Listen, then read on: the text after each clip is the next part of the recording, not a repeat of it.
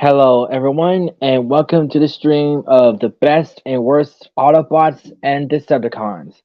In this stream, we're talking about the good guys, the Autobots, and the bad guys, the Decepticons, throughout the Transformers franchise. See who is the best and who is the worst. So, if any of my friends will join in, we will get started. But in the meantime, I'll put on some music.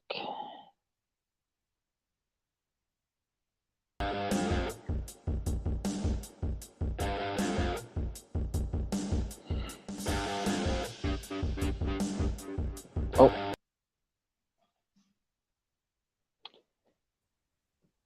Yo, I'm so ready for this Pokemon stream. that's not what we're doing, Blitz. But I saw the title, it said Pokemon. No, I didn't. I said best and worst Autobots and Decepticons, dude. Pikachu's an Autobot, did you not know? You're such a dork, Blitz. Nah, but here's my real profile. What's up? Yeah, that's perfect. So, how's your day today? Good, just editing a video, that's it. Oh, is it the video you're talking about, or the ornamental one? The video I was talking about the other day. All right. And when are you gonna post your ornamental today? Probably on Monday, like tomorrow. All right. Oh, I didn't know Joseph put down Optimus, but anyway, yeah, let's go ahead and get started. Yep. Wait, don't you want to wait for the others though? Well, I don't know if Fresh is going to join. He said he did want to join for the comedy, but we'll still go ahead and start the while we wait, so we don't have to wait. You know what I mean? Alright, fine, go ahead. All right. First up, Optimus Prime, leader of the Autobots. So, of course, my introduction was Transformers 2007 by Michael Bay. A great introduction, I must say, and boy, that version of Optimus was pretty awesome. But the real origin of Optimus, I learned in the G1, even though I didn't really see the episode, he wasn't always called Optimus. His real name is Orion Pax. And of course, he didn't have that famous mouth guard over. He actually had an actual mouth and different build and stuff. And let's see. I used to be like a what do you call it? Like a private, not private, rookie. Yeah, that's what I was thinking of, a rookie. And then like stuff happened, and then I got hey, Fresh. Oh, hey, it's nothing personal, just here for comedic support and, well, I guess you might say Transformers School, since, well, it's all up to you. Alright, Makes class. sense. It's in session. Yes, go on, Chris, with Optimus Prime. Yeah. So yeah, something happened. On Cybertron. I think he did some heroic stuff. I'm not really sure. And an old Cybertronian named Alpha Trion. I gave him the honor to become Optimus Prime. And there are like other primes, and he became a prime, and he became the Autobot leader. And yeah. And I bet I'll tell you my favorite voice actor for Optimus Prime is Peter Cullen. Since he voiced him in the original series, he did an amazing job. No doubt, like he's like the best, especially the bravery of the voice, and I like how he based off his brother, who was a fireman. Yeah, and rest in peace to him, because I learned that on an episode of Transformers Prime. I saw like a loving memory of I forgot what his name was, but I had Cullen in it, so I had to look it up. I found out it was his brother, and I found out what was so special about him, and I found out why. So it was a great dedication. Yes, yeah, with Optimus Prime, I first got introduced to him. Yeah, G1 and animated, of course, eventually to live action. Yeah, my favorites, yeah, Peter Cullen, David Kay, Gary Chalk, and yes, notables, yeah.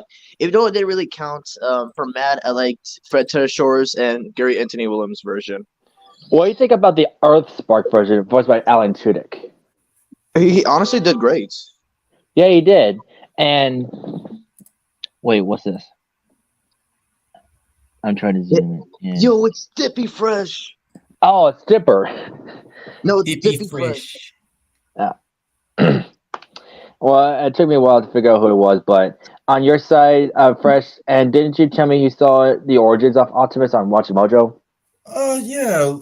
Ever since with Watch Mojo and Death Battle, I was like, okay, this franchise is much more awesome than I thought it would be, because I remember seeing a little bit of the first Michael Bay Transformers, and I was, yeah, it was awesome. And then later on, I'll get into it like as much deeper as I can. Well, I know you will, because it's just that great, honestly. And I didn't even know about the original Transformers until like my dad told me about it, and he like showed me some toys, and I found like a paper that had all the old Transformer toys and stuff. And I actually saw the original movie, which I got introduced to Hot Rod and like other characters, and yeah, really good to find out that. And actually, it wasn't always a cartoon, because Hasbro is the creator of Transformers in the first place. They're actually toys at first, and then they made a show out of it, which I'm glad they did. Yeah. And I don't care what a lot of people say about the Michael Bay series. It was because of that I got used to the Transformers franchise in the first place, because it wowed me as a kid. But yeah, Optimus Prime, no matter. Well, here's the thing though. No disrespect to Gary Chalk, but the way he voiced him in Transformers Energon, have you seen his design? A lot of people call him Fatimus Prime because of the design. Dang, but he still did a great voice, though, in my opinion. Yeah, it's like one of the ones I got just Gary Chalk. The other was Scooby Doo Mystery Begins, and Dead to Halls. But what just happened? I seem to have developed, since I've said that I've gotten a little bit into it, I seem to have gone to a little bit of a transformation. He evolved. He's a Pokemon. See, I told you. Well, since you brought that up, go put down. Wrong button. Put down that character. So thank you for that, Fresh. Sheen, do not press this button. Anyway, overall, Optimus is the GOAT. I give him Infinity and a million because he's just that great.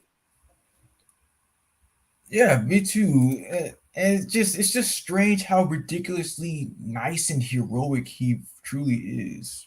Oh yeah, definitely, and he's very wise too. Like, and Transformers Prime, he has like his wise and calm moments, and yeah, that's what I like about Optimus. All right, next one. Bumblebee.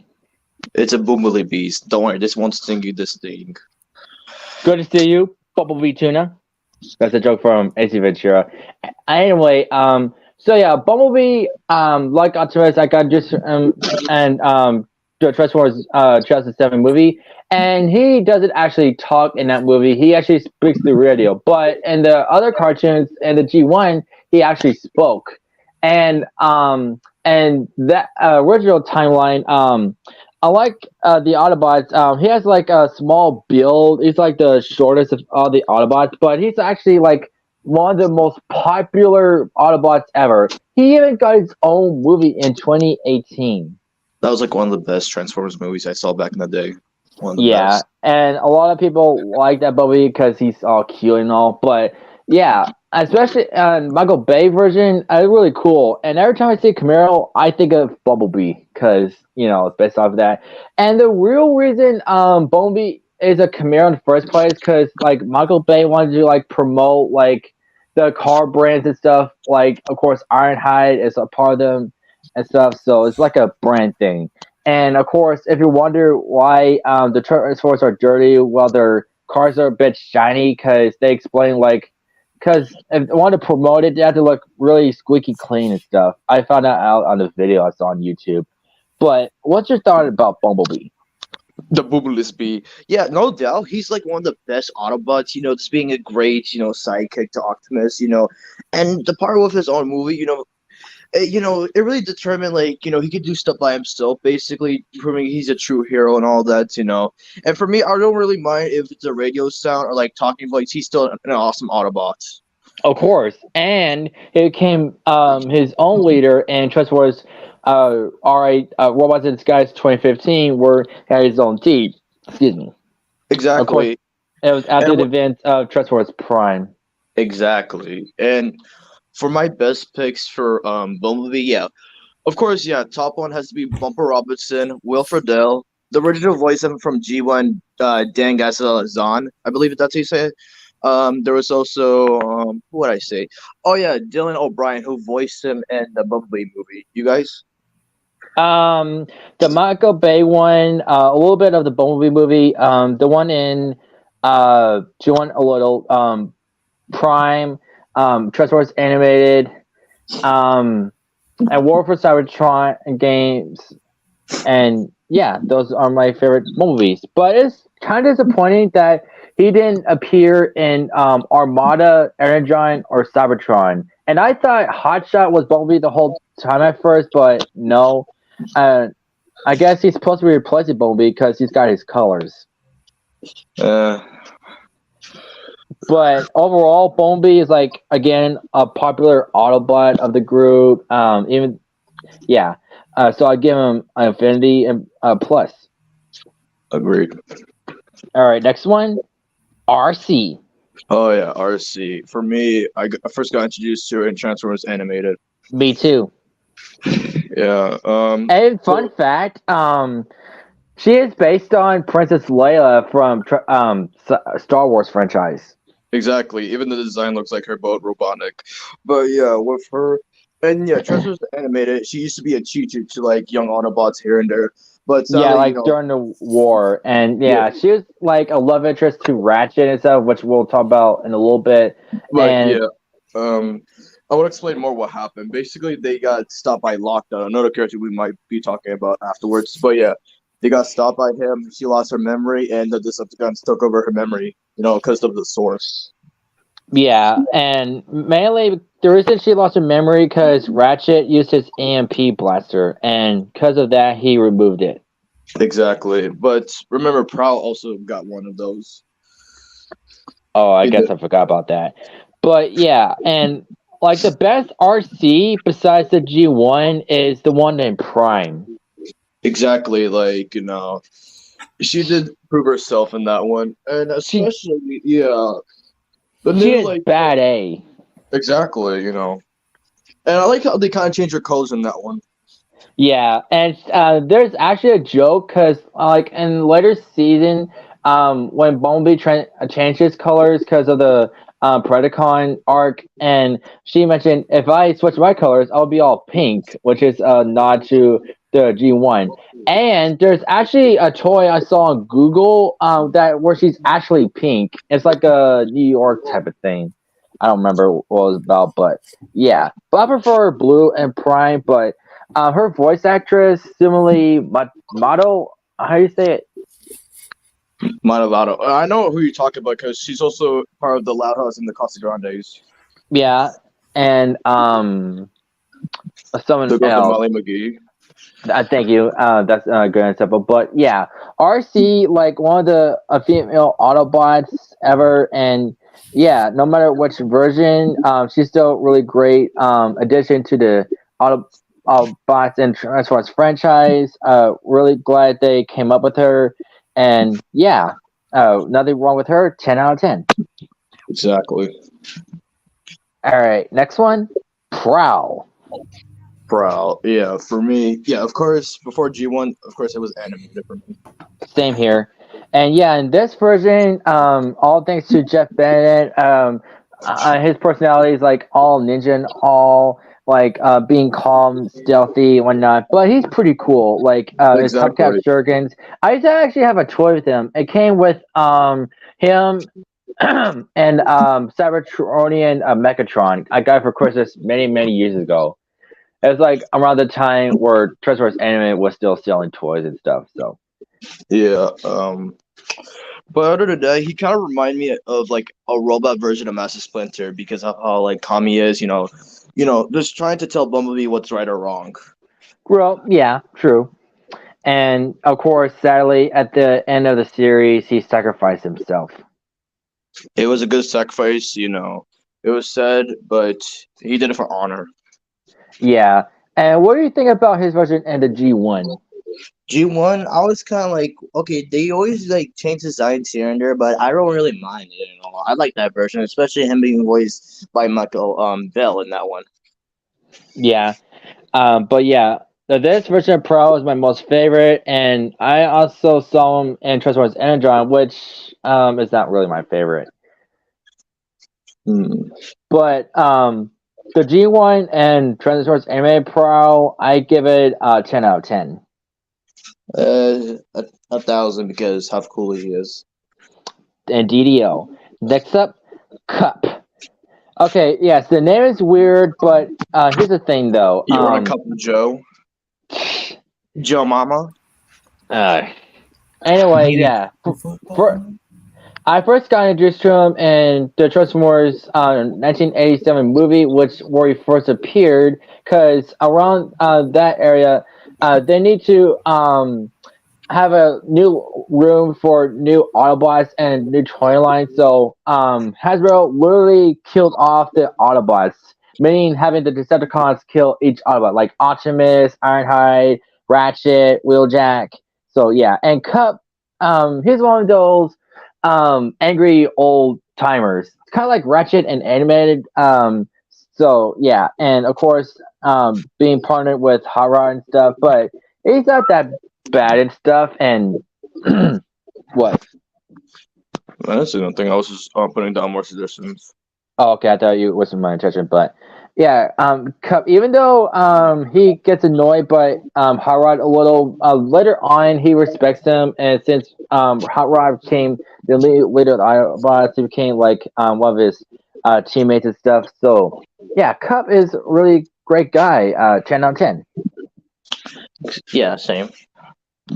Next up, Ironhide. Oh yeah. My introduction to him was the Transformers 2007 franchise. He is freaking awesome in that one. For me, yeah, it was both. Yeah, the live action and Transformers animated. Yeah, Jess Harnell's version was really awesome in my opinion. And yeah, that's how I got introduced to Jess Harnell. And besides wasn't Ironhide, he also voiced the Decepticon Barricade, which we'll talk about in a little bit. But yeah, he's really cool with his arm cannons and stuff. But at Dark of the Moon, he got killed by Sentinel Prime, and yeah, that's the last we see of him. But of course, and we've seen other versions of him, like the G1. What do you think of the version in Energon, Blitz? Oh, if you're referring to the one, yeah. If I go back here, oh yeah, voiced by Matt Hill. I mean, he does good as a young version of him, like with the voice especially. Yeah, but the design is not really my taste. But and Transformers Animated, which actually have a toy of him I got from a thrift store. Yeah, like an orange bill. It's actually not that bad. And before, like, there's a supposedly a season 4 or I think season 4. Yeah, he was supposed to get a redesign. Yeah, and actually be part of Optimus, Bumblebee, and Ratchet, and besides that, also Jazz too. So kind of like the Transformers 2007, where I was just like them, and yeah, like Butch said, he was going to get a redesign based off a 2007 design. Exactly. And what did you thought of Corey Burton's voice for Ironhide in the series? Actually, not that bad. I give him like a soldier type of voice, kind of. Yeah, and of course we can't forget about the OG Peter Cullen voicing him. What was your thoughts? Yeah, give him like a country accent. It's actually pretty neat. Yeah. So yeah, nothing wrong with Ironhide being one of the OG Autobots. Of course, he gets killed a lot of times. That's like one of the current things about Transformers. But I give him a 10 out of 10 and a million because he's just that great. Mm-hmm. All right, next up, the medical officer himself, Ratchet. For Ratchet, I first got introduced to him in both animated and Prime. For me, it was Transformers Michael Bay. And that one, he's all green and stuff, but I thought he was a pretty interesting character and stuff. And of course, I have a kind of a real problem with G1 Ratchet. Well, the cartoon version is fine, but the toy one is a real problematic. Like, because the way they designed it, because it's kind of awkward. Like the seat is supposed to be the face. Mm-hmm. So I don't know what were they were thinking when they made that, but I'm glad they like redesigned it later on. And I also like Corey Burns' version of Ratchet, giving him old grumpy man type of feel. And then Prime, he's still grumpy, but not like old timer feel. And Jeffrey Combs, my introduction to him, it gave him like a serious type of thing, which I really like. And yeah, Ratchet, like a really good old friend of Optimus, being like Wait, what? have you seen the Transformers Dark of the Moon video game? Have you played it? I know, but I used to have Transformers Dark Moon Stealth Force Edition where you actually have to be in car mode and like shoot out, kind of like because you know in the scenes where Bumblebee has his guns out while in vehicle mode. Mm-hmm. Well, yeah, I used to have it, but I get away because it was getting hard. So, and Yeah. but why you ask? I was asking, did you ever heard of Fred Toaster's version? No, how does it sound? Oh, it's pretty good. Like, because in one game he played both Ratchet and Megatron. Interesting. Well, I Yeah, didn't know about him voicing Megatron before, because it Transformers Wars for Cybertron. That's where he voiced him. But yeah, yeah, but let's not forget about the legend who brought this character from G1. It was both Wally Blur and Legend himself, Don Messick, voiced him in G1. yeah, very good voices for him. But my favorite voices for Ratchet are the one in Michael Bay, Jeffrey Combs, and Corey Burton. Deal. And for him, again, 10 out of 10. Agreed. Next up, Ultra Magnus. Yeah, it was animated. Animated and the G1 movie. So yeah, an animated he's like semi leader of the Autobots, like kind of like a chairman type of thing, sort of. And it was like a big hammer called the Magnus hammer that can like create storms and stuff. It's kind of weird, but yeah. And at first he had doubts on Optimus, like he's not programmed to be a hero stuff, but later he learned about him. And yeah, Jeff Bennett voicing him, I really did a good number on him. Well, you're Yeah. not wrong. His full name is Jeffrey Glenn Bennett, so you're not wrong. Yeah, Yeah. but I was thinking of Jeffrey Combs, so that's why I came out Jeffrey. But thank you anyway. I do agree with your statement about his version. What did you thought of Jack Angel's version? I mean, in G1, it's actually really good. Like taking over as temporary leader of the Autobots and holder of the Matrix after Optimus died. And yeah, I actually like that design. And apparently, he's supposed to be like a mold of Optimus. Because if you look at like later toys, you can actually like see a white version of Optimus, which is actually Ultra Magnus. Well, yeah. And have you seen the one from Prime? I have. Also, bless you, Mom. Bless You're welcome. Anyway, yes. A really cool version. A really like serious soldier type of deal, like general. Yeah. And what's so cool about him? His voice actor is the voice actor for Darkseid from like Justice League, Superman, the anime series, the Harley Quinn series. That was really cool. No effing way. Yep. Huh. I'll be dang. So yeah, those are my three favorite Ultra Magnuses. I just wish that he was in Michael Bay, like maybe an old friend of Optimus. But of course, Sentinel Prime took over. But we'll talk about that in a little bit. Ultra Magnus himself, being an old friend, like temporary leader or leader, whatever you would prefer, I give him a million because he's just that good. Mm-hmm. All right, now the ruthless leader of the Decepticons, Megatron. Hey, I didn't know we were talking about Meg Griffin. Ah, nice. Robots in disguise. I'll let you talk about him first. Okay, so with Megatron, yeah, he's a badass leader. Like, yes, and the Michael Bay ones. For me, it was animated. Also another, yeah, his badass moment was in Transformers Prime. I really like the design from there. Oh heck yeah! And even his voice, it's really menacing and fearful. Like Frank Exactly. Welker being the G1 voice for him, it's just giving that type of "do as I say, oh I'm gonna kill you" type of deal. And yeah, that's why Frank Welker is the go, and that's why he made Megatron the go. And of course, I mentioned this last week that and G1 here is transformed into a gun. And speaking of which, yesterday I was watching like a compilation of Robot Chicken, Trustworthy compilation, and because it showed Megatron shoot his gun, but of course, in that toy, the trigger is where the crotch is, and it's just like I kept hitting it and stuff. Anyway, yes. Also, my favorites on Megatron are Prime, Hugo Weaving of Transformers 2007, and Corey animated. Burton. Yes, Corey Burton, and again with Corey Burton, a menacing feel, and I really like that. And Exactly. Um, you ever heard of David Kay's version of Megatron? I have is because of Transformers Energon, and it's actually really good. I actually like design too. Like, I like a jet kind of like homage to Transformers 2007, and yeah, a good voice from him. Even though Yeah. what really fan of T Rex version of him and Yeah. Beast Wars. Yeah. And of course, you're familiar with him. You ever heard of Mark Thompson's version? Of course, and Cyberverse, which I knew him in Transformers TMNT 2003, where he voiced um the Damio, yeah, Damio. Anyway, yeah.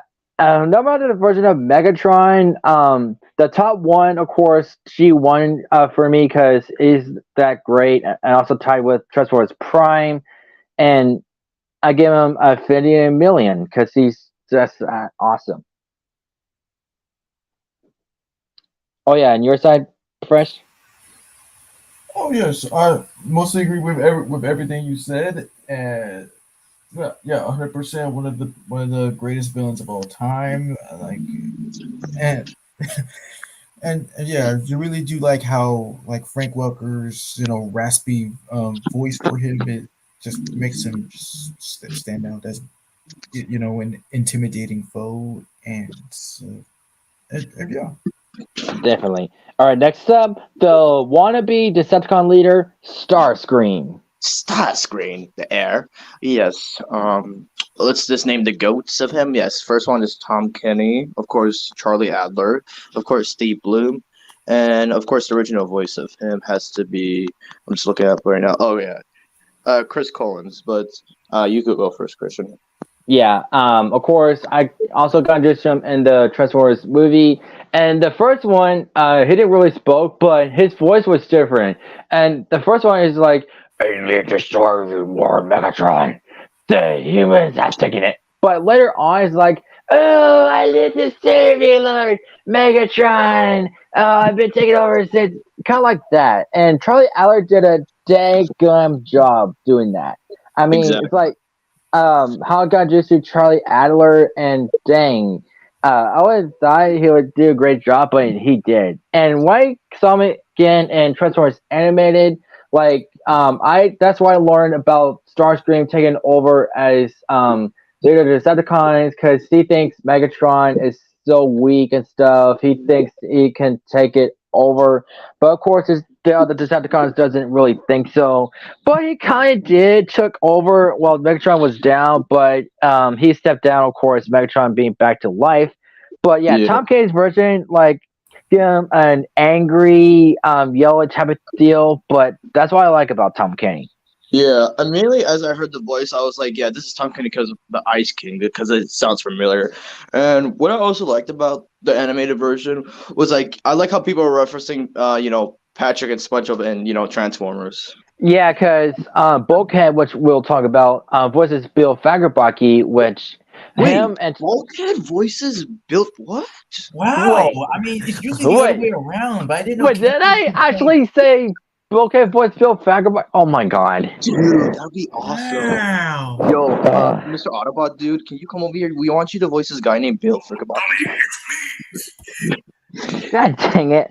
Okay, ignore my mishap. But the point is, Fagerback and Tom Kenny, the reason they made that reference because Fagerback voices Patrick and SpongeBob SquarePants, so that's why they make that connection. And besides SpongeBob, that's how I got introduced to Bill Fagerback was in Transformers Animated. So yeah, and the G1, of course, that's where it all started with the want to take over as leader of the Decepticons, and sometimes he tries to kill Megatron, but usually fails. And he is now being called an idiot. Like this one time, I don't remember what it was about, but Megatron said, "Either you're lying or you're stupid." I'm stupid. I'm stupid. remember his defeat with Galvatron? Oh yeah, and the Transformers movie after Starscream threw out Megatron out of Astro Train, Unicron transformed Megatron to Galvatron, which is his new form, and while celebrating his victory, he was crowned king of the Decepticons until Galvatron showed up and killed him with his blaster. Yep. But to the original actor, thank you for bringing this character, even though I've heard some stuff about you, but thanks. But, well, let's give it to the GOAT himself, Steve Bloom. Definitely, and that version, given a slight British accent, but yeah, and it took me a long time to realize that was Steve Bloom the whole time. Yeah, and it's like how people make fun of his design a little bit because of his high heels. Well, yeah, but it's still not bad. And of course, still make us sound menacing too. And that's why Steve Bloom is really great. Of course, knowing him as Wolverine. Mm-hmm. But yeah, Starscream, one of the greatest Decepticons ever. I'm giving him a 10 out of 10, a million, infinity, plus. Kind of reminds me of this one Uncle Grandpa episode where this kid wanted an A plus minus plus. Oh yeah. Anyway, next one, Cliff Jumper. Why you gotta cliff a jump? So yeah, I actually got introduced to him in Transformers Prime. For me, yeah, it was anime where he was voiced by David K. But surprisingly, in Prime, he was voiced by Dwayne Johnson in one episode. Well, I don't know why it was only for one episode. It was actually the pilot itself, and that's where he got killed. And yeah, and like flashbacks and stuff like him and RC. Who I don't know who voices that one. What do you mean? Who voices him in the flashbacks? Because Dwayne Johnson only voices him one time. I don't know who the other voice actor. Okay, I'm going back. Yeah, his name is Billy Brown. Gotcha. But yeah, both Dwayne and Billy Brown did good on Transformers Prime Cliff Jumper. But what do you think about the character himself? I think he has a really good design, especially learning like how Autobots with their protoforms could have the same bodies. That's where I learned from Transformers Enemy because Cliff Jumper had the same body as Bumblebee and Wasp. Well, it all started with G1 because if you notice, like Bumblebee and Cliff Jumper look the same. I was just saying for the protoforms, like how they're designed. But what do you thought of Nolan North's version? Which one is that? Okay, it was the one from Fall of Cybertron and Rise of the Dark Spark. Oh. No, I haven't seen that one, but I didn't know that Nolan voiced him. Yeah, but I was very surprised who voiced him in the original G1. Yeah, Casey Kasem, the original voice of Shaggy. That is pretty awesome, and rest in peace to him. He is always like one of the greats and stuff. And yeah, Cliff Jumper himself, and I got introduced to him again in Transformers, the movie, where it's like briefly seen with Optimus and at the end of the movie. And yeah, there's nothing wrong with him. He's really good. Really Autobot. And the Transformers anime version, I didn't really see much of him, but still really great. 10 out of 10. Exactly. And now for your profile picture, Blitz, Jaws. Fascism on Nizzle. Yeah, Jazz. I really like this character. I just like how cool he is. I like his design. And yeah, I just especially like Philomar's, his like version of it. I got just.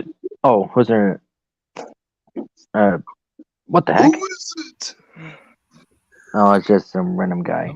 Number four, Balls. No, I'm just kidding. But I just like how Eh, Jazz is the cool one, and he tries to like let not people people in the Autobots not fight because there are times where Optimus and Sentinel would fight, and he'd be like chill dogs. yeah, and I got just him and Trust Wars 2007 is like what's happening guys and stuff, and he was like, how'd you learn how to talk like that? And they learned it from the World Wide Web. So I'm guessing like Jazz probably saw some like rapper talking like that or something like that, or some DJ. That's probably where he learned to talk like that. But that version is pretty alright. But during the battle against the Decepticons, he got ripped in half by Megatron. Yeah. But I was also surprised about Troy Baker's version of Jazz. Which one is that one? Yeah, again with Fall of Cybertron and Rise of the Darkspark. I But see. it was surprising because the voice he was using is basically a voice he would use in a regular show. His name was Park Avenue. Oh, I see. And then the G1 version is actually really good. I like the same voice, like with the rapper type of deal, and Hey, yeah, I actually like that version. and fun fact, the actor that played him in the G1 is also the original voice of Hong Kong Fooey. Huh? Hong Kong Jazz. Yeah. Let's see other ones. Did you ever like see or play the Transformers game in 2007, like the game? I have actually have it, but I haven't played it in several years because I'm stuck with Optimus and Megatron because I'm in trouble beating him. I'm thinking about maybe getting away. I don't know, but yeah, it's an alright game. And what's another version of Jazz? I mean, he also appeared in yes, Robots in Disguise 2015. Right. It's like so. I don't know what else to say, but yeah, Jazz himself, a really great member of the Autobot team. I give him a 10 out of 10. Infinity. I just like how cool he is. He kind of gives off a Snoop Dogg kind of vibe. Anyway, sure. All right, next up, Wreck-Gar. I am Redguard. I dare to be stupid. Yakubik. Exactly. And fun fact, because his first appearance was in the Transformers movie, he was later on the Junkians, which is Transformers live in a junk planet. And the way he talks is like, "Hey, what do you?" Because talks out of a TV, because that's how he learned how to talk, and that's how like kind of like a TV announcer type of deal. And yeah, and the reason Weird Al Yankovic voices him in the first place, because he himself created a song in a movie called "Dare to Be Stupid." Yeah, and I'm so glad I used it for my episode. Yeah, I got that. Yeah, the real reason I got Justin was an animated and basically Weird Yeah. Al Yankovic as well, and yeah, and because he was born, an AllSpark fragment fell in a pile of trash in a bowl, and boom, there goes Wreck-Gar. So he didn't know who he was until like, and he was like piling garbage everywhere, and he'd been calling a lot of names like or garbage and wreck of scrap or something like that. And then the human villain, Angry Archer, figured out that he could call himself Wreck-Gar. Yeah, and after that he ditched the Archer, and he meets up with Lugnut because Lugnut's looking for the fragment, and basically Wreck-Gar becomes a Decepticon for like a few minutes until like he blows up Lugnut, and then he realized he could be an Autobot, but Ratchet didn't think so until like he got his full evilness until Ratchet apologized. Yeah, and he did the most craziest thing. Like before, Lugnut can use the punch ability. He actually blocked it, and he even said the line from the G1 movie, "Bond weak, ground out weak, need bond," and he like plugged it in and just like boom. And the Boom. part where Blitz said, "I dare to be stupid" is a reference to Weird Al Yankovic's song, which is a nice homage. Yeah, for Redguard, like for being just like one of the funniest characters, yeah, 10 out of 10. I agree. And next one, Mexmaster and Scrapper. I could have put like all the Constructicons, but I just want to put these two mainly because they're like the best. That's pretty understandable. Yeah, for Mixmaster and Scrapper, yes, they got fragments. They were not originally Decepticons. They were all yellow and stuff, and basically just wondering, and they were just determining what their names were. Their name's Scrap, and oh, what else can I say? Oh yeah, they made up a bulkhead, right? But finding out that like they make destruction and all that, and they just like oil. They're just addicted to that. And since they're construction workers, they have the personality of a typical construction worker. Even flirting with, well, and their version is cars, but of course for other construction workers, is other like women that are hot and pretty and stuff. Yeah, but um, yeah, with the voice, sound like a worker. I really appreciate that from Jeff Bennett and Tom Kenny when playing these characters. And eventually, Blitzwing was trying to get them to their side, and like when Megatron finally announced them to be like Decepticons, they eventually changed their colors to purple and green.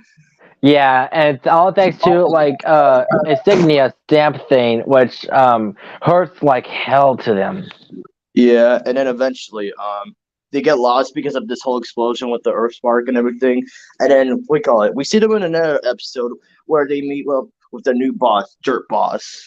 Yeah, because it was a massive fragment thing, a forklift, and all spark. And yeah, Dirt Boss came the little boss. That's hence his name. And he's like, yeah, like Blitz said, kind of like a New Yorker type of deal. Like, what you gonna do about it? Huh? And he has this thing that ejects from his head, like, and it's very painful. Yeah, and eventually there was an oil explosion which separated them in Dino Island, and then we see Scrapper again in the Christmas episode. Yep. And he teamed up with Snarl, one of the Dinobots, and he has all type of deal. And for some reason, he has a beard, which he doesn't. It's weird, but Yeah. okay. The point is, with these two, these versions, especially, they're really good. Of course, the first versions were in G1. I don't really know much about them. All I know is they're the original Constructicons. But excuse me, Mixmaster and Transformers: Revenge of the Fallen, which how I got to them. Besides Transformers Animated, which I didn't really know that was him, but he's like, of course, a cement mixer, and yeah, being the head of Devastator, which is pretty dope and stuff. What do you think of that version, Blitz? It was really unique, and there was this even concept art of it when Transformers Animated was supposed to get a first season, but of course they scrapped that because there was going to be more Constructicons in later seasons. Which what happens. Also, Chrissy, do you remember what he was originally called Snarl? Slag. Yeah, exactly, but he didn't really like that name. Well, that's how I got used to Snarl because of Transformers Animated, and I got confused when I found out that was supposed to be Snarl was a Slag, and whose real Snarl is Stegosaurus Autobot. Yeah, and with Slag, finding that it's actually a bad word in London. Well, that actually makes sense why he didn't want to be called that, and I'll bet Snarl himself didn't even know what Slag meant. Anyway, overall, yeah. With these two, I'll give them a 10 out of 10. I just like the comedy. Next up, Astro Train. Choo choo. Yeah, first appeared in G1 franchise. He's the Decepticon that transforms to a space shuttle and a train. The first and only transform to a train. And yeah, he's like the cargo holder for the Decepticons. I first got introduced to him in the G1 movie. Didn't really show him that much, but he's an alright character. Mm-hmm. So I give him a 9. Same. Well, even though he's not a Decepticon, but we'll talk about him anyway. Unicron. Yes, Unicron. Yeah. What about him? It's like he had a really cool design. Either like it doesn't matter which MIDI, he always has a cool design. I actually have a Funko Pop of him. Let me go and get it. Or actually, I'll just show it to you on the shelf. Yep, there it is. That big boy. Oh, so that's what it really looks like. Yep. But if you actually see it, well, actually, I'll Google it right now. I'll show you an actual picture of what it actually looks like. So Yes. yeah, Here's that. Unicron transforms into a planet. That's where he first started off in the first movie. So he's basically the main antagonist besides Megatron / Galvatron. But yeah, he's like destroyed many planets. So he's basically Galactus. hmm Anyway, what are your thoughts about Unicron? As I said before, it doesn't matter which like MIDI he was in. He still has a cool design. I like the voice. Have you seen the one from Prime? Well, of course. And it's found out that he's actually part of Earth. Exactly. That was pretty cool to find out. And yeah, nothing much to say about him. He's just like what we said before. What was sad about the G1 Unicron is the voice actor voicing him was like slowly dying, and that was his last role. So yeah, that was like the only time he voiced Unicron was in that one, and yeah, after that he died. So Yeah. but the voice actor who voiced him did a really good job. Give him deep booming voice like Megatron. You shall be under Is it my kind of like a command. Kevin Michael Richardson voice if you think about it? Sort of, yeah, if you think about it. But yeah, Unicron also like being part of the Armada, Cybertron, and Energon type of deal called the Unicron trilogy. And nothing wrong with him. Being like greatest threats to all Cybertronian theories and stuff. A million. Yep. Blitzwing.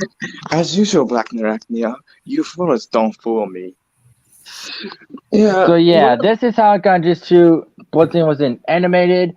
So in this version, he transforms to a jet and a tank, and he has yes, three faces. Yeah. One is a smart German, a hot-headed, military guy face, and a crazy one. so yeah, and they're called like coal head persona, hothead persona, and random persona, and yeah, I didn't know that was Bumper Robinson until I found out later on, years later. But he did a dang good job. Exactly, especially him nailing the accents, like especially for his smart mode, like, I like that. But my most favorite one is his random one. Yeah, because he's kind of like the Joker of the group. And I like how he uses that voice for Jerry Wig. Yeah, me too. But and I also found out that it was in Transformers G1 because I saw him in the movie. Because what gave it away where it transformed from a jet to a tank, and the only line he said like "Come on down, Alto Brat." Yeah. And then that one he didn't have like three-faced personality thing, but when it's like remodeled, he did like after his G1, he actually did have his face changing just like the animated one. And what do you think about the Bumblebee version? It was pretty badass to my knowledge when I first saw it. David Sobolov did really good. And a lot of people thought it was Starscream when Exactly. When I first saw the design, I was like, "Is this Starscream?" And they were saying it's Blitzman. I was like, "No, it's not. He's purple. This is red." well, apparently they wanted to change it up, and with the trailer, everyone thought it was Starscream. So, but Blitzwing, yeah, he's pretty decent character. On one of the great Decepticons, I give him a 10. Infinity. Even though I didn't write down, he kind of did it for me, so I'll go ahead and do that. So yes, Sentinel Prime. I mean, you're not wrong about that.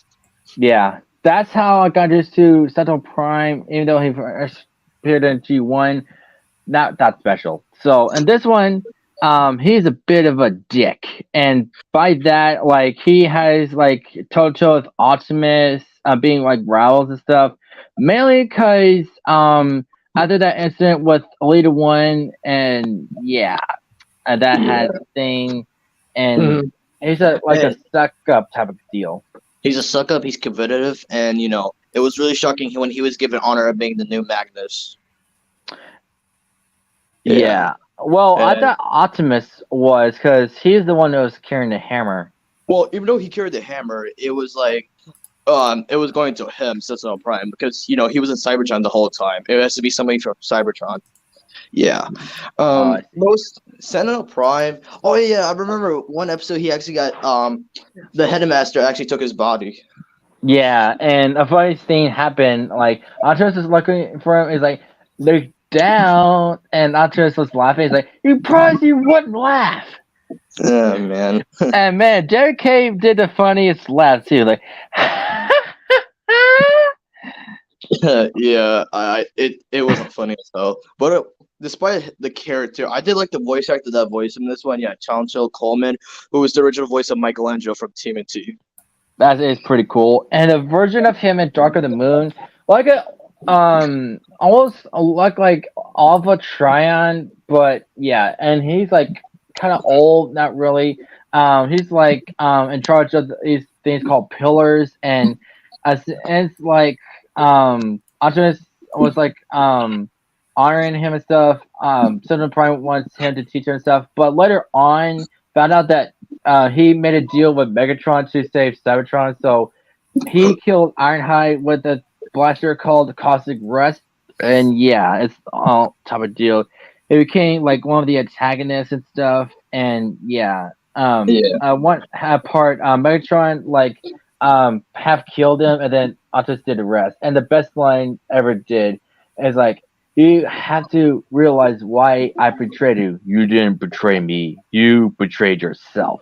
No, Optimus, and then he killed him. But yeah, it's all thanks to rest in peace to Leonard Nimoy, who was Spock himself from Star Trek. Yeah. And he's also Galvatron in the G1 movie only.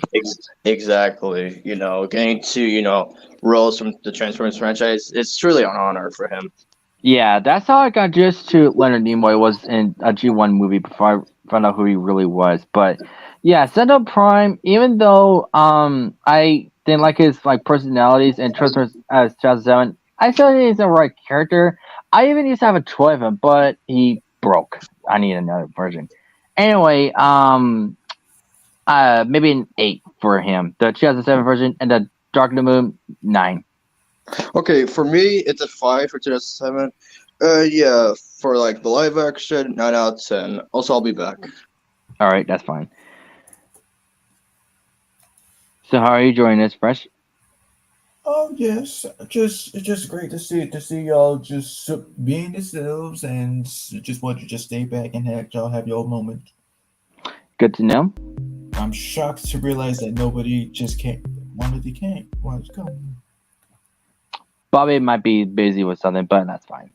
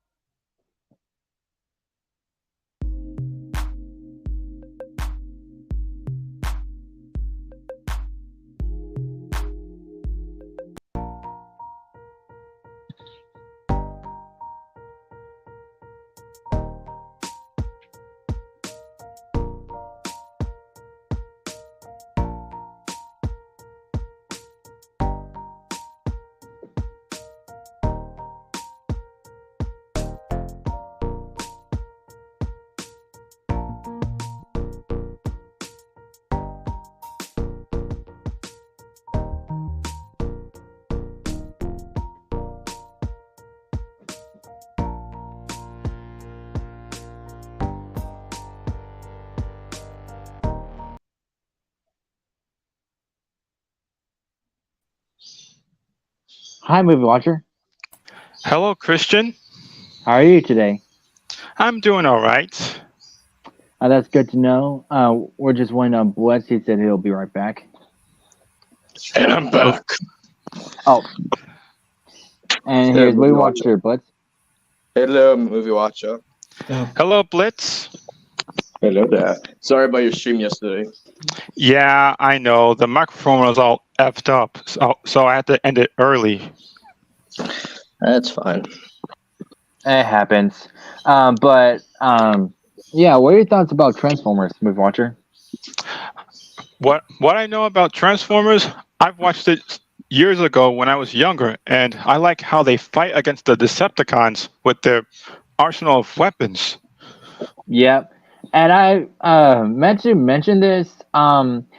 I figured out the whole point of Transformers. The Autobots are supposed to present like regular cars and trucks and stuff, while the Decepticons are like jets and tanks, kind of like an army type of deal. So that's why they made it like that in the first place. But I'm glad Hasbro came up with that idea.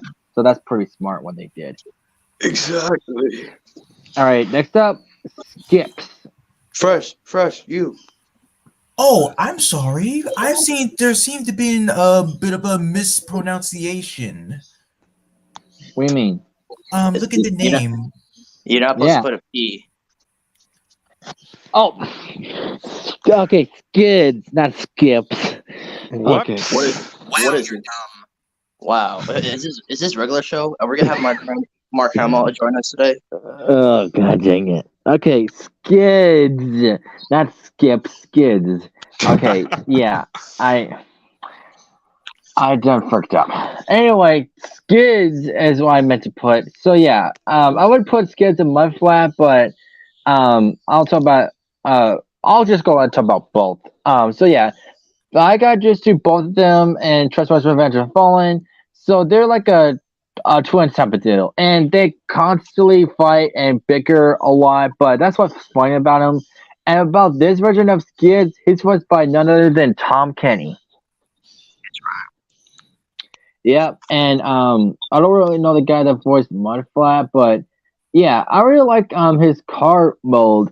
Really green, whatever his type of car it is. But originally, him and Mudflat were like when they transformed together, they were an ice cream truck. Yep, out of all the cars, they chose an ice cream truck. So wait, when they're kind of like Jetstorm and Jetfire a little bit if you think about it.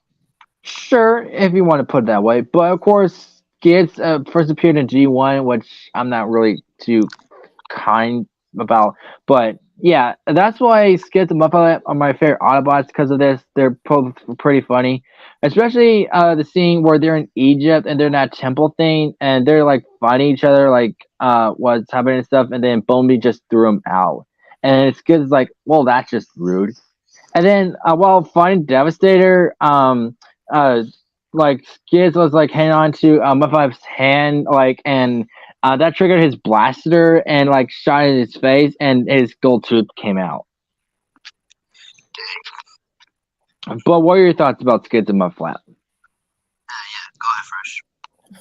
Okay, well, while they may have been kind of the most hated characters because they seem to be replications of, black people, with the gold teeth and the accents and the attitude and stuff, but it didn't really bother me that much. I did find them funny, especially from Tom Kenny attempting to do a black guy voice. And let's see. Well, I do like how they've been given new colors and I actually used to have a toy of that of Skids, which is my favorite. It's a human lion Skids with a Sergeant Epps, and yeah. But of course, I left that behind. I lost some parts anyway. But eventually, I'll get another version of him. But yeah, I agree with you. Like, yeah, I didn't find out about the racial thing until like someone put it out on YouTube. But I have no problem with it, like Fresh said. But him and Mudflat's pretty hilarious too. I give him a 10. Yeah. All right, next one, Shockwave. Well, isn't that a real shocker for you? Yes, Shockwave, like one of Megatron's most loyal Decepticons. And yeah, he's a really great guy. He's known for having a gun for his left arm, but later ones it's just like a arm cannon stuff. But yeah, of course, Corey Burton being the first voice for him, given like a British accent, but it's really good. And like Megatron, it transforms to a gun, but it doesn't shrink. He's just like a big gun, basically. But in later ones, he actually has like his own vehicle form, mainly a tank. Yeah, and fun fact, Carpenter actually, got the voice inspired by this British actor. Oh, really? I did not know that. Yeah, but I agree with you, especially when he got to play him again in Transformers Animated. Now that was badass, and even a plot twist. Well, yeah, the plot twist is like Shockwave was an Autobot in disguise of the name of One Arm, and that one he was like a crane, and found out that Shockwave has this ability to transform to that Autobot, and yeah, he was like in disguise, and those colors it was pretty alright. Of course, he transformed to his true colors, which is his original purple getup, but. No matter the version, but the version in Dark of the Moon, voiced by Frank Welker, did pretty good. Even though he didn't really talk much, his like only voice lines like Ultimus, Dinobot Thirsty. Exactly. I also like David Sobolov's version from Transformers Prime. Oh yeah, that one was pretty bad. I also like the one from the Bumblebee movie. Even though he didn't talk that much, it was still cool. And the one in Transformers Energon, instead of Shockwave, it was Shock Blast. Yeah, and he was voiced by Brian Drummond. Which it was alright, but later he got crushed by Unicron with his fist. Giant bomb! Here comes the giant fist! And I can't wait to see Troy Baker's version for the, Transformers Earthspark. Yeah, even though I didn't project his voice, I've been waiting for that. I kind of wish I added Troy Baker in my ornamental video. Oh well. Live and learn. But yeah, Shockwave, no matter the version, yeah, he's just a really great Decepticon, really loyal to Megatron. I give him a million. Same. All right, next up is Soundwave. Oh yeah, Soundwave. Yes. For me, it was animated. Me too, and Revenge of the Fallen. So yeah, Soundwave, of course, I mentioned him last week, but what I didn't mention that he isn't technically a Cybertronian. Like for example, in Transformers Animated, he was like a toy built by Megatron to make a new body, but since kept upgrading him by accident with her key. And then Soundwave summoned a lot of Detroit's robots and upgraded his body. And I really did like that design, and even the voice itself. And Soundwave is known to having a cool robotic tone voice. And give it up to the GOAT, Frank Welker, and another GOAT, Jeff Bennett. And in Prime, he's like a silent type of deal, kind of like Slenderman a little bit. And what's so cool about it is that Frank Welker got to play him again in Robot Chicken. Yeah, and like he voiced him like one time in Transformers Prime, where he says iconic line, "I sound way superior, Autobots inferior." It's like in the Predacon arc, but in Transformers RID, even though he reappeared again, like from the Shadow Zone, his old design, he got upgraded again, similar to his G1, having his car mode and. Yeah, and his voice filter is like really deep and stuff. But Soundwave is like one of my favorite Decepticons ever since Transformers Animated. I used to have a toy of him as a kid, but I lost his leg and Laserbeak. But that's the Oh no, go ahead. No, you go ahead. Sorry. I was gonna ask, what did you do of the Earthspark one? Yeah, I actually saw the episode. It's actually pretty neat. Even though I don't really know the voice actor for him, like he mainly like was mad at Megatron for like span himself of the Decepticon leader and call him a traitor or stuff But of course he got defeated, but he freed Starscream, or about to at the end of the episode. And But- that's where we get the return of Sea Bloom and Starscream. Oh yeah, but yeah, again, nothing wrong with Soundwave, Million, and Infinity. Got it. Next one, Legnet. Yeah, little problem here with Lug Nuts. Yeah, so yeah, get introduced to him in animated, but in the other media, apparently he was one of the few to turn into a female. And had his name changed to Clobber. Yeah, but I just prefer Wow. animated. What? No Clock? offense. Simpsons? But yeah, Logomat's version and animated, that's my favorite version, especially the deepness of David K using the voice. Oh yeah, and like he is so like loyal to Megatron and annoys the Decepticons a lot, coming idiot stuff like Megatron is not great. I live to serve him and whatnot. So he's like a total suck up and a brown nose. Especially And- that one scene with Starscream, Blitzwing, and Lugnuts, remember? Oh yeah. And man, that did number my voice. But yeah, this version of Lug Nut.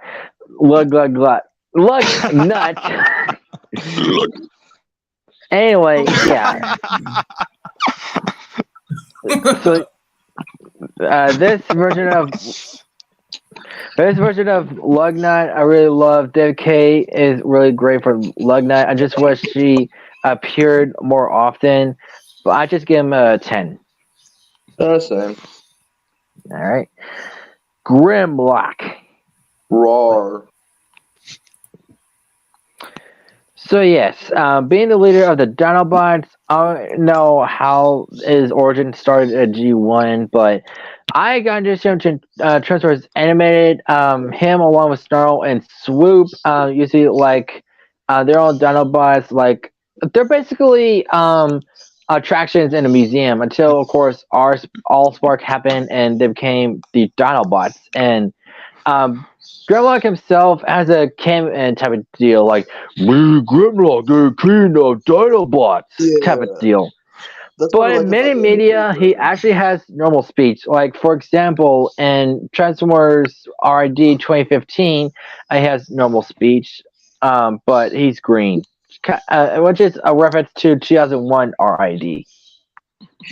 Yeah, and like with the K-Man voice, I really like what David K did there. Hi, Kevin. Hey guys. Hey, it's How Boobily you Bee. doing, Kevin? Good. It's Boobily That's Bee. good to know, Kevin. I can never escape this SpongeBob Kevin meme. Oh, I can't help it. You're the name Kevin. It's gonna Oh, he keep can't happening help it sooner or because later. he's turning into the opposite. You know, is that type of the month. You know, switching from different sexualities. Ooh. Say what? Okay. No offense. I'm just gonna ask this right now to all the people. If you're a Christian, if your name is Christian, are you told to be Christian? Well, I need an answer. I'm not gonna answer that because it's not true. Not true. Anyway, back to Grimlock. Yes. What do you think about his version in animated? I said I really like it. What about the Michael Bay version in Age of Extinction? Was pretty decent, but you know, again, I just like my personal favorites are like animated and G1. Me too. And a disappointment that he didn't talk in the Michael Bay. But I think what they're going for is like more animalistic. But yeah, I still thought it was pretty cool. But yeah, my favorites are JK and G1 and a little bit of Carrie Payton.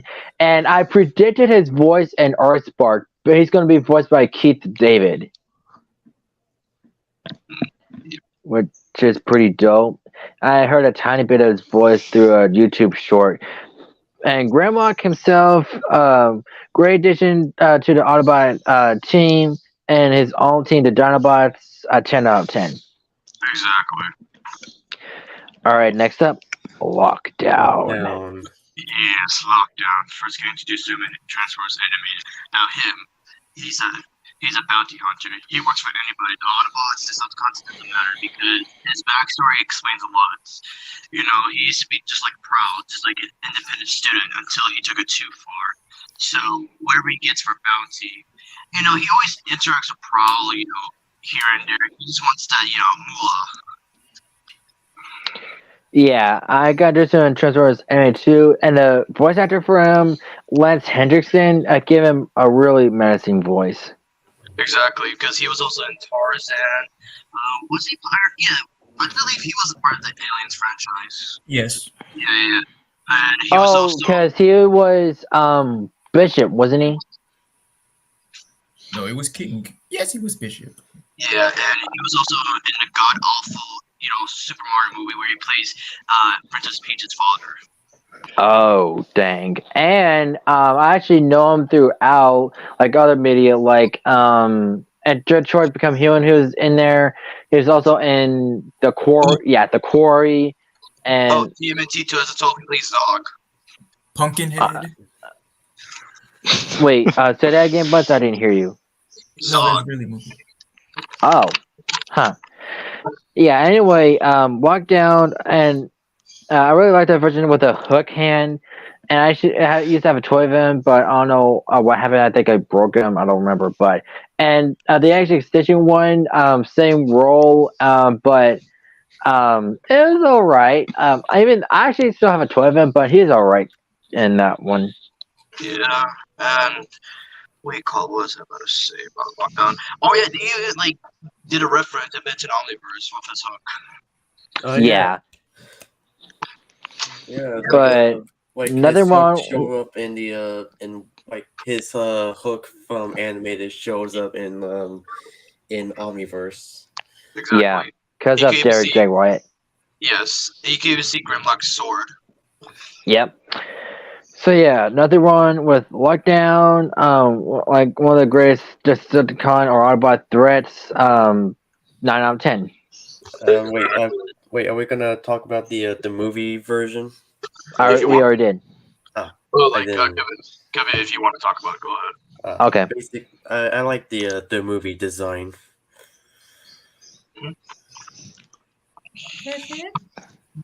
Like I think the movie version is pretty cool too, but Me. but my most favorite is animated. True. All right. Next up, Heat Wave.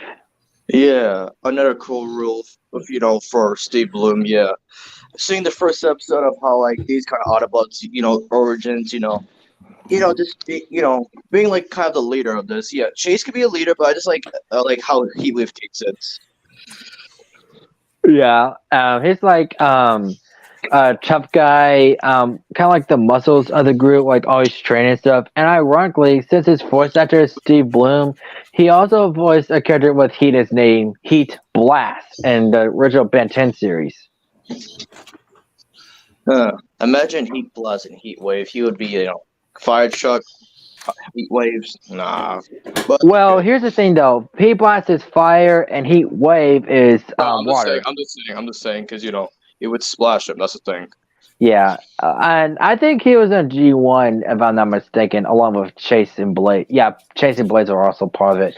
But yeah, Heat Wave, this one specifically, is my most favorite.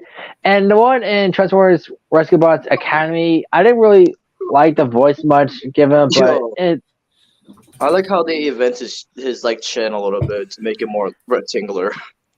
meh, it's alright-ish. But yeah, this version of Heat Wave, the original Rescue Bots one, I gave him 100. Same. Alright, next one, Chase. Chase, not from Paw Patrol, called you, but yeah, Chase. Yeah, acting like the leader, being Chief Burns' cop car basically, and I just like how he's another great leader. Just taking advice, to others. And I really like the voice actor that voiced him, DC Douglas. That's how I got introduced to him. And yeah, Me too. that's why with Chase, you can't go wrong with him. Yeah, even though he actually takes some stuff literally because he doesn't know much about Earth, but a little while he gets to know about better, but he's alright character. Almost like Prowl, if you think about it, since he is a police car. You can say that, yeah. All right, next one, Blades. Yes, Blades, the only Autobot that can turn himself to a helicopter in the series. Yep, and of course there are other adaptations where Autobot transform to a helicopter. Like, of course, there are OG Blades and also Whirl, the male version and the female version. But yeah, this version of Blades, when he first showed up, he is afraid of heights. Which is funny because he's a helicopter, for crying out loud. Yeah. What is he, Tom Holland? Because of spiders. Yeah, and he has a personality that all scared of everything, but really kind-hearted. Exactly. But nothing wrong with Blades being partnered with Danny Burns. A 10 out of 10. Exactly. Next up, Skywarp. Oh no! All right, go ahead. So yeah, I got to him and Transformers Animated, being a clone of Starscream, and his personality is a cowardice. Like, why would you want to fight Megatron? Are you insane? Are you out of your dang mind? Are you lost your marbles? I think I displayed it all week. And yeah, both him and Dylan Cracker, like the OGs of G1, eventually got stuck in cement with Blur. Yeah, and I don't really know much about his personality in G1. All I know, he's also clone Starscream. Like, they're known as the Seekers in the G1. So yeah, sharing the same model with Starscream. Of course, the only difference you can tell by is the voice and the colors. So yeah. But I like Tom Kane's version. It's pretty funny. I also like a little bit of the War for Cybertron version, where he's partnered up with Thundercracker, of course. Again, nothing wrong with Skywarp. A really cool name. What you thought of Frank Walker's version? Which one is that one? G1. Oh. All right. And yeah, you did talk about like the 2022 one, where he's a female. I didn't really see the episode, but I did find out. And not besides Earthspark, it happened in Cyberverse too. Yeah, I mean, what can you do? It's just a real disappointment. Yeah. Anyway, yeah, Skywarp, one of the OG Decepticreeps. I give him a 10. Cool. Next up, who the heck is Black Rock? Maybe he's a rock that's black. Damn. Unless he mean Blackout. I'll just pretend this is Blackout. So, Blackout, I don't know if he really meant that, but something else. But I got introduced to Blackout to Transformers 2007, where he's a helicopter, and boy, and that's what really made me love Transformers when he first showed up, because he's the first Transformer to appear on screen in the movie, and yeah, that's really well me when the helicopter transformed into a robot. And yeah, that's why it became one of my favorite Decepticons. I really like the design and stuff. And what are your thoughts, Blitz? Oh, yeah. No, Christian, no, this is an actual character name. Yeah, it's an actual character. I was checking it right now. It's a person that could turn into like this kind of character, like so a person that could turn into like a transformer, basically. What? Yeah, go check really? it out. Yeah, go check it okay, out. hang on. While he's doing that, everybody, let's go to a commercial break. Old Spice, use it while it's hot. It's literally just a man that can turn into a robot. That's it. Okay, apparently he's only in the comics. Yeah, that's the thing. That's why I never heard of him. But I'm still pretending this is Blackout, because I don't know who Blackrock is really. But what are your thoughts about Blackout, Blitz? I really like the deepness of the voice Papa Robertson gave. Yeah, because he's on watch to 2007 version, transformed into a helicopter. I think he was in a G1, if I'm not mistaken. I could be wrong, but yeah, this is the only time we know about Blackout. This one in Transformers Animated, but I do like both versions. I give Blackout a 10 out of 10 because he's like one of my favorite Decepticons. Same. Next one, Hound. Rough. No, go ahead. So in the G1, he's like an army truck. I don't really know much about him, but if you really want to know about Hound, you should know about the Age of Extinction one, where he's voiced by John Goodman. Yo, that was like really shocking, and he did really good. Yeah, like he's like really loyal to Optimus. Like I was shouting, "He's alive! God Almighty, he's alive!" And like he always has the arsenal of guns and stuff. And yeah, he's pretty cool with like a beard and stuff. And I really love the gruffness in his voice. That's what I love about John Goodman, because he can gruff out his voice. Exactly. And I have a toy of him. It's like a special, like where he put his arm and it just like pops out his gun. That's the only toy I have of him. But I've been having him for years and stuff.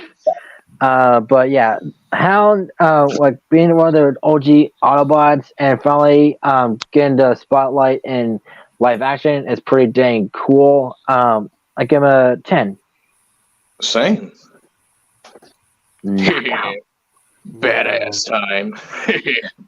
Yes, Knockout, one of my favorite characters from the Transformers franchise. Because with Darren Nor's voice of him, he made him sound so like, evil, badass. That's what I like. So basically he's like the medic for the Decepticons. And him and Starscream have their moments together, like just arguing each other the whole time. Almost like a gay couple type of thing, if you That's think what about people it. do online, though. That they like ship them for no reason, but that's not my issue. But with Knockout, and surprising about him, he's one of the few Decepticons to turn into an Autobot at the end of the series. Yeah, and because he knew Starscream would like abandon him and stuff, and plus he's rude. Mm-hmm. But that was a great character development throughout the time. And I actually saw this YouTube video years ago with Darren Norris and this person that dressed as Knockout, and it was pretty good. Yeah, me too. Even a person's cosplaying as Starscream too, and those costumes are really good. And the main thing about Knockout, since he's a car, that's what he cares about, is paint job and stuff. And he gets real pissed off if someone scratches his paint. Yeah, I was agree. Yes, I ever seen this one where he's like, "You ruined my paint job. Prepare for surgery." And okay. Thank you, Brush. What was that?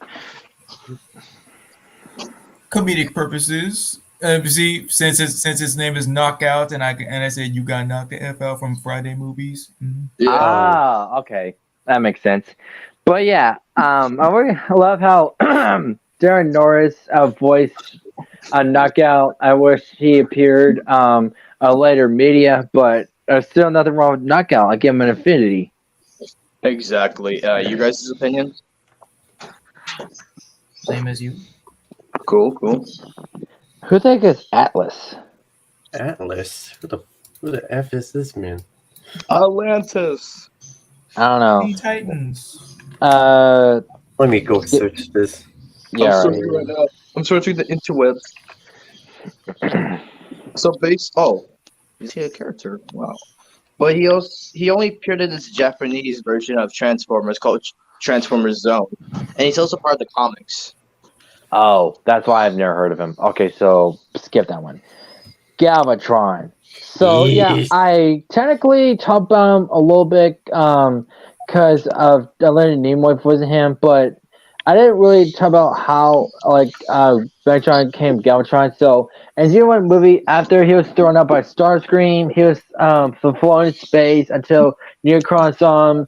He was trying to convince him be part of Unicron's army. He's like, no way, I would never do that. And of course, he has a special frequency to get Megatron's head, but of course that's painful. And then he agrees until he gets upgraded.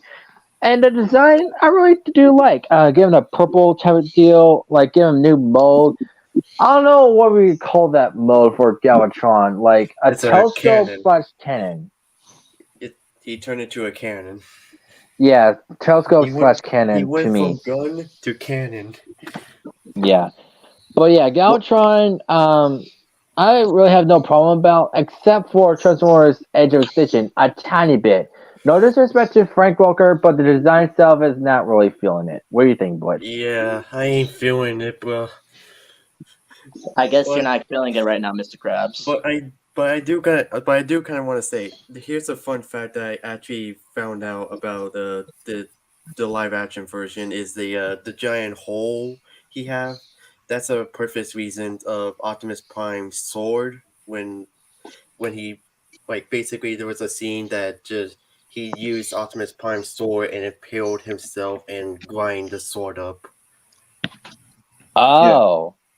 That's a design purpose. Oh, I see. And there's a line Roger said, "You have no soul. That's why I have no fear." Yeah. But and there's no explanation. Galvatron is like, "I'll see you next time, Prime." But in Transformers, last night he was nowhere to be seen, and here's Megatron once again. So I don't know what the deal was. Yeah. I don't know. They didn't get their facts straight. But Galvatron himself being a repurpose of Megatron, nothing wrong with him. I give him an affinity. Yeah, Sure. and here's another fun fact that the Galvatron design is supposed to be an homage to his first movie design, as many people say. Okay. I don't know. I ain't seeing the difference. Okay. Next up, Well, One not the Blade. difference. I ain't seeing the similarities of it. But yeah, what's good? Continue. Windblade. My first introduction to her was in Transformers RID 2015, where she's like a jet aircraft type of deal, being a new member of Optimus's team, and sometimes part of Bumblebee's team.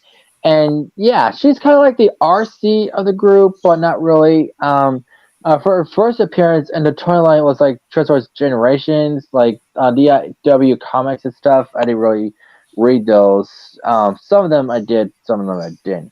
But yeah, she's a right character. Do you know anything about her?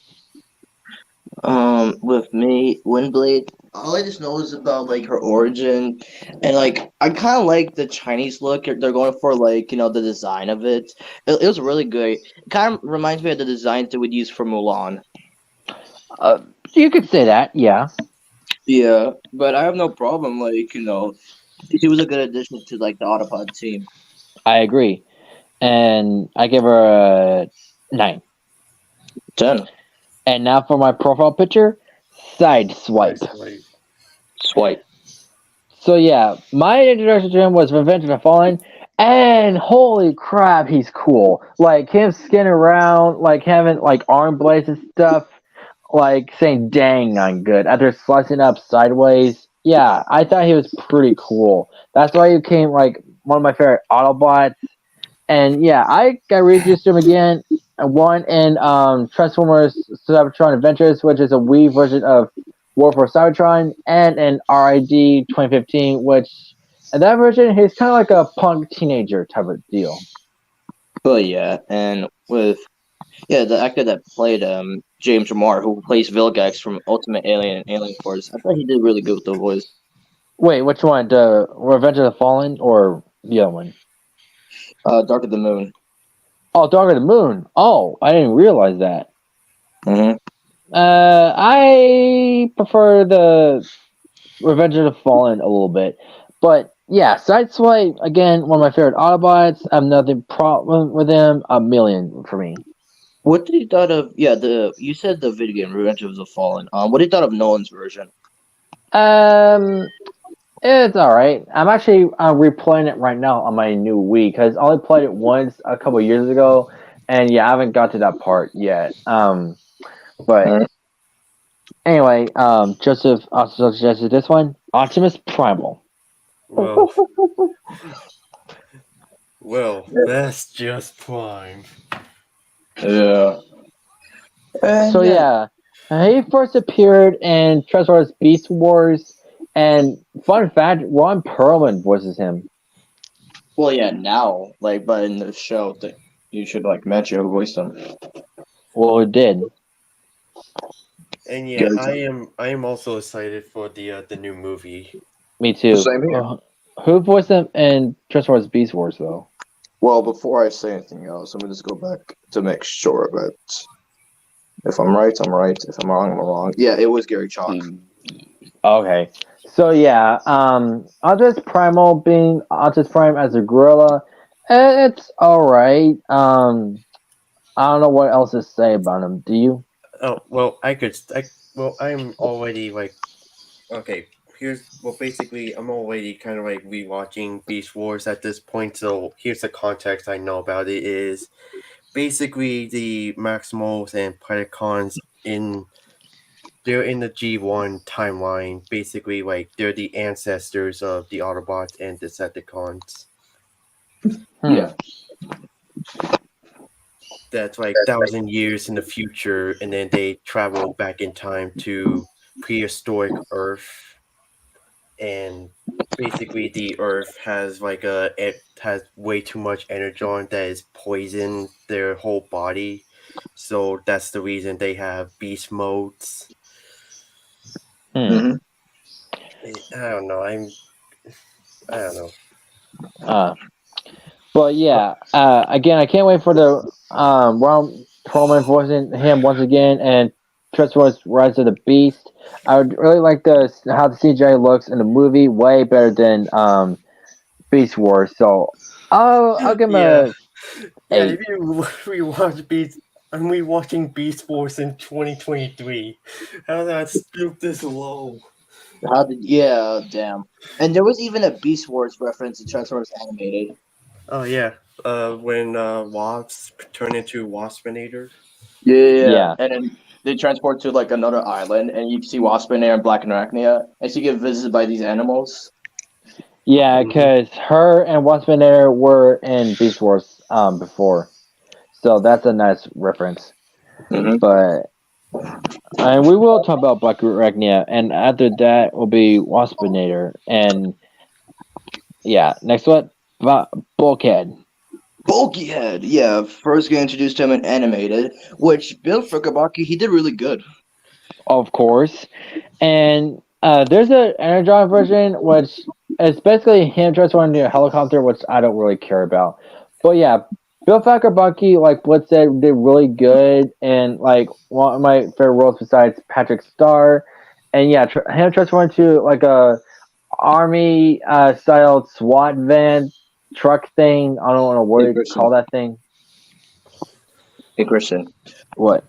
what do Bulkhead and Patrick Star have in common? Not just being voiced by Bill Frickerbaki, but what else they have in common? They're fat. No, both of their best They're friends are dumb. yellow. Both of their best friends are yellow. Right, yeah. I forgot you made that joke last time. But, oh, you already put that Wasp in there. God dang it. You gotta be fast, boy. Fast and easy. Thank you, Okay, Mr. Krabs. yeah, I was about to say Popeye. Anyway, Bulkhead main Billy is his wrecking ball and being extra clumsy, but he's still kind-hearted. But the real cool one is Transformers Prime, none other than Kevin Michael Richardson. Yeah, I like what he did, make him a brave warrior, just make him like, this soldier kind of dude, just wants to make a sacrifice to his team, just taking risks, he's basically, a second mentor to the Autobots. You could say that, sure. I mean, especially to the humans, because you know what they do. Yeah, and him being a wrecker and stuff, being a good friend to Miko, and yeah, both versions of the anime one and Prime one, 100 and Infinity, because they're that awesome. Mm-hmm. Next up, Wheelie. I really, really like that. Okay, I talked about him last week, but I'll talk about the Transformers Revenge of the Fallen version, which how I got introduced to him. It's voiced by Tom Kenny. Here. So, in that version, he's a Decepticon mini drone scout. He's looking for the Allspark and Michaela's motorcycle shop, and of course, he didn't know that there's like mouse traps and stuff. And of course, Michaela blasted his eye out with a blowtorch, but she convinced him to like behave and stuff. Like now he's like part of the Autobots and stuff, and he's a pretty funny character, and he's a potty mouth too. I really, really like that. That's real clever. That's really, really clever. Yeah, Tom Kenny did a real good job playing him in Revenge of the Fallen, and then Frank Welker gave him a rhyme in every sentence, and the G1 really good. I like both versions. 10 out of 10. Okay. All right, next up, the Quintessence. Go ahead. I got to do some in G1, a movie, and a Transformers Energon, and they're kind of like the creators, but not really, but they're really evil. They have, like, multiple personalities. I don't really have time to, like, mention them, but a few of them are Judgment, Rage, I think, and Death. Like, at G1 movie, they're like the judges. So, like, if someone is, like, guilty or innocent, if they're innocent, that means, like, death and stuff. Like, and the death head, kind of like a Grim Reaper type of deal, always says innocent. So, yeah. And what do you think about Quintessa and, like, The Last Night? Pretty good. No, I'm not into it. I mean, 'Cause- no. I mean, there's parts of me that's saying like not that much great, but it's good enough, and I can. I mean, in the end of The Last Night, they did a cliffhanger because, of course, he's showing her human disguise and stuff, but never showing her again. It's all messed up. That's why Yeah. I half like The Last Night, because it just didn't really make sense. Yeah, But- it's basically that whole cliffhanger really doesn't make any sense. Like The- they're trying to like bring Unicron that then revealed to be Earth. Like, like, uh, like basically his horn starts showing up. Mm-hmm. But the Quintessence G1 9. Alright. Blank Arachnia. Yes, first game to Twister and animated. I know she appeared at Beast Wars, but I really like this version better because of the voice for Cree Summer. And it was especially her sad backstory of like what happened to her. Yeah, originally Alita 1, which is both Optimus and Sentinel Prime's love interest, and they were on an organic spider alien planet, and she was left behind, which is the reason why Sentinel hates Optimus Prime, and because of her absorbing power absorbing abilities, that's why she became a spider in the first place. So, and I used to have a toy of her as well. Of course, some parts were left off, but she is really cool. And Prime, instead of Black Arachnia, her name is Arachnid, like a combination of Arachnid and air, because she transforms to a helicopter. Mm-hmm. Yeah. And she is like a rival of RC, so being like the only female Decepticon, so yeah. But she's still pretty cool. And they mention her weapons to Stinger is like if she goes near an Autobot, she basically takes their powers, the same weapon basically. And like any spider, she shoots out webs. Everybody's dream, especially Spider-Man's. Yeah. And Transformers Prime, our first appearance was I forgot what it's called, but it's all about like she's the one that killed RC's first partner, Tailgate, and yeah, that's a whole type of deal. But both Black Arachnia and Arachnid are pretty great. 10 out of 10 and a million. Infinity. All right. Do you want to talk about a little bit more? Because I have once been there in Wildjack, but do you have anyone else? I mean, I just put my last few ones. Like, I guess we can end it from like the last edition. Wait, who's this? Oh, so Bellicus. Bellicus, like from Benton, but this is different. So basically, he kind of looks like Batman. What do you mean? Like his design looked like Batman. And in one of the videos, he actually had a cape. Are you making this up? I mean, Let me see this, man. Yeah, have him look it up. And you know what's the cool thing though? Guess who played him? Kevin Conroy. No, Christian Bale.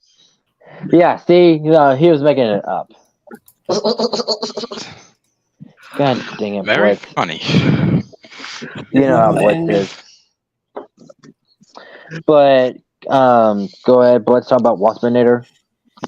Yes, Waspinator. Originally appearing in Beast Wars, where he was first voiced by Scott McNeil, and basically making Waspinator's voice like kind of like Golem, but he worries a lot. It's like the master will not be very pleased, and all that. Well, originally, he was just Wasp, but he kind of hated Bumblebee. But he hated him more after Bumblebee accused him of being a Decepticon traitor because of one arm. Convinced him Actually, otherwise. But yeah, with Tom Kenny doing the voice, he actually sounded normal when he used to be a student. But over the time when he was in the Autobot jail, his voice eventually changed, and getting revenge on Bubblebot. Yeah, and his mind is like kind of half dumb and like kind of insane. And then Bicorregnia convinced him to be in a chamber, and she put Wasp in there, and that's how it became Waspinator. That's a really cool design. Waspinator offline. Waspinator gets revenge. Waspinator have plans. Yes. Yeah, out of the versions, I like, Tom Kenny's version the best. Because it kind of sounds like MODOK. Yeah, it does. Okay. I give him a 10. 10. All right.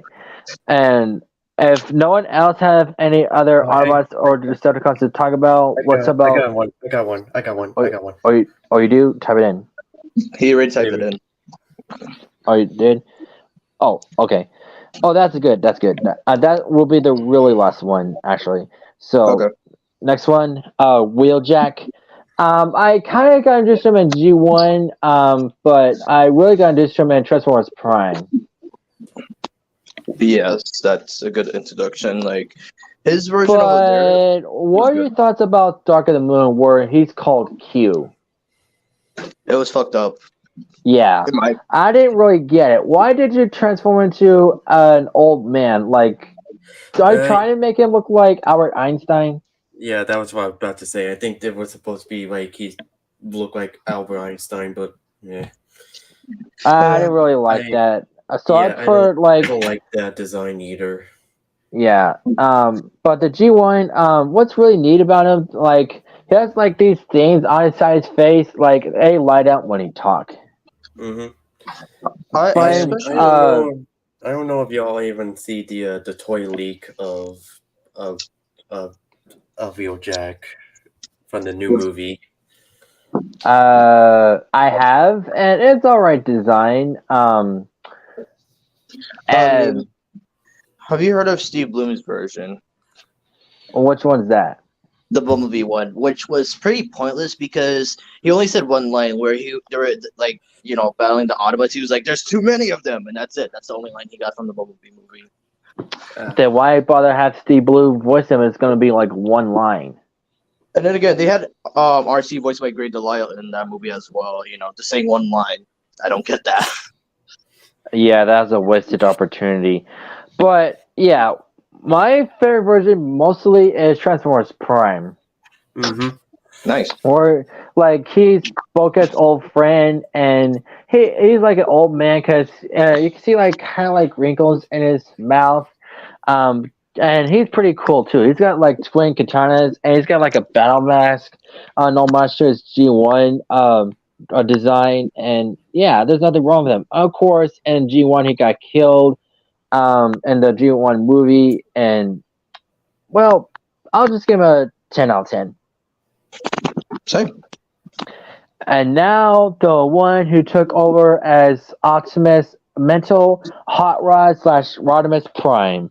So yeah, first appearing in a G1 movie, he's just a normal Autobot. And fun fact, my uncle actually calls me Hot Rod, but not because of this. Hot Rod is just a nickname he gave me and just stuck. But anyway, yeah, Hot Rod being good friends with Daniel, the son of Spike, and yeah, after the death of Optimus, he was partnered with Cup, and then later on in the movie, he's finding Galvatron, and turns out that he's the one that was worthy of the Matrix, not Ultra Magnus, and he got upgraded and became Optimus Prime, and that's what a new vehicle form, and very surprising, I must say. Yeah, my favorite version of him is from G1 and also of course animated. That's where he got introduced to him. Well, here's the thing, though. Like he appeared in animated, he'll appear like a few minutes, because it's like during a battle with Decepticons on Cybertron, and apparently it got cosmic rusted. Well, you get a toy, so that's good side. But I also like how they got the original actor who played him in the movie to voice him again in animated. Yeah, Judd Just like Susan did with an animated from the G1 movie. And yeah, John Nelson, who voiced him, he was in the Breakfast Club where he plays John Bender, and you may know him from Benton Omniverse. He plays Ben 10,000 and Eon. Oh yeah, I totally forgot about that. So yeah, Hot Rod / Rodimus. I've heard the G1 version. The other ones are pretty alright. I give him Affinity, taking the mental of being the leader of the Autobots and taking the mental of being a Prime, which is pretty dang awesome. Yeah, and I do kind of want to say I'm not a big fan of the live action version from the last night. Yeah, I mean it's alright. Overrated as frick is my opinion, especially the French accent. It's real dead. Jesus Christ! Imagine they gave that to Gordon Ramsay and that was a piece of shit. Well, if Gordon Ramsay was in Transformers, he would maybe voice a Decepticon. Well, yeah, that's the thing, But if they gave him that kind of role, then look at the reviews afterwards. Gordon Ramsay would be yelling at them afterwards. Which Autobot and Decepticon is a shaft? I don't know. Imagine they give him Ratchet. Oh yeah, Ratchet and Hell's Kitchen, Ratchet's Kitchen. Oh Lord! But what do you think about the stream? Pretty good. It was really nice. And I was thinking, maybe next Sunday, how about Best of Worst Benton Aliens? I mean, we kind of did that with the episodes. If you. Well, not really. It's just the episodes itself, not like the aliens themselves, if you know what I mean. So, what do you say, Blitz? Sure, why not? Go ahead. All right. So, thank you everyone for joining the stream, and I see you next time. So, have a good day and God bless. Bye. My boy. See ya.